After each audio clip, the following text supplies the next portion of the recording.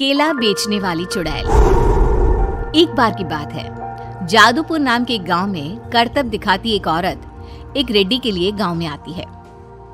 आइए आइए मेहरबान कदरदान, खाइए रोहड़ा के ताजे ताजे केले। कभी खाए नहीं होंगे ऐसे केले, पीले पीले केले खाइए।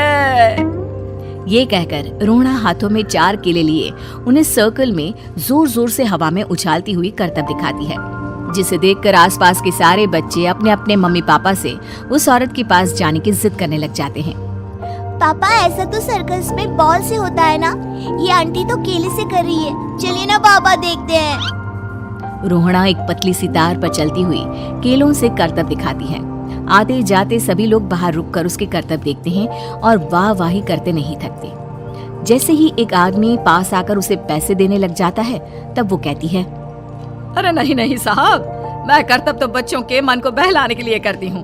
धंधा तो मेरा केले का है। पीछे देखो मेरी रेड्डी, जो भी मेरे केले खाएगा मेरी तरह चुस्त दुरुस्त और तंदुरुस्त हो जाएगा। पता चलता है क्या कि मेरी उम्र 55 की है। अरे पर ऐसे ठंड के मौसम में कोई केला क्यों खाएगा? ये ऐसे वैसे केले नहीं है साहब, ये शरीर में गर्मी देते हैं। ठंड को दूर भगाए जो भी रोहिणा के केले खाए।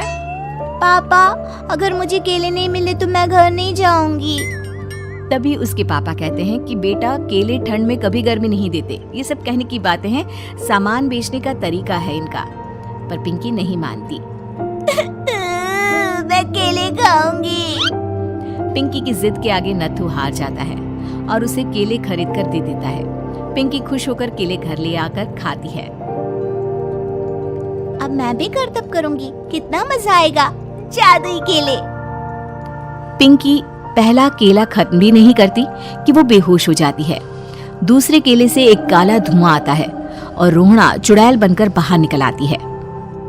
मेरे भूतिया केले बच्चे न खाए, ऐसा हो ही नहीं सकता। जादूपुर वालों, कब तक बचोगे? आ गई हूँ मैं रोहड़ा, जिसका कोई नहीं कर सकता सामना। रोहड़ा पिंकी को गोद में उठाकर काले धुएं में कहीं गायब हो जाती है। शाम के वक्त नत्थू घर लौटता है और पिंकी को घर में ना पाकर उसकी माँ से कहता है, माँ पिंकी कहाँ है? अरे बेटा, उसे तो तू सुबह करतब दिखाने ले गया था ना, फिर कहाँ वापस आए तुम दोनों? मुझे लगा तू उसे अपने साथ मंडी ले गया होगा। हे भगवान, मेरी बच्ची कहाँ गई? मैं उसे घर ही तो छोड़कर गया था माँ। नत्थू गांव के घर कोने में अपनी बेटी को ढूंढता है, पर उसे वो कहीं नहीं मिलती। परेशान होकर आखिर रो रो कर नत्थू हिम्मत हार कर घर लौट आता है। अगली सुबह रोहड़ा फिर से करतब दिखाने आती है और इस बार पिंकी की तरह रोनी केले खरीद लेता है। 50 रुपए दिए थे पापा ने, सारे पैसों के मैंने केले खरीद लिए हैं। अब मैं भी आंटी की तरह ही करतबबाज बन जाऊंगा। यही सोचते हुए रोनी केले खाता है और पहला अकेला केला आधा खत्म भी नहीं करता कि चुड़ैल उसके सामने आ जाती है। मेरे साथ चलने का समय आ गया है रोनी। ये तो बस शुरुआत है।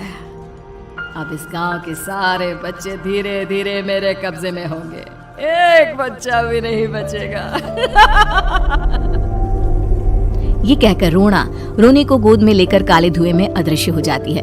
इसके बाद हर रोज गांव में से कोई ना कोई बच्चा गायब होता, पर ऐसा क्यों हो रहा है किसी को भी समझ में नहीं आ पा रहा था।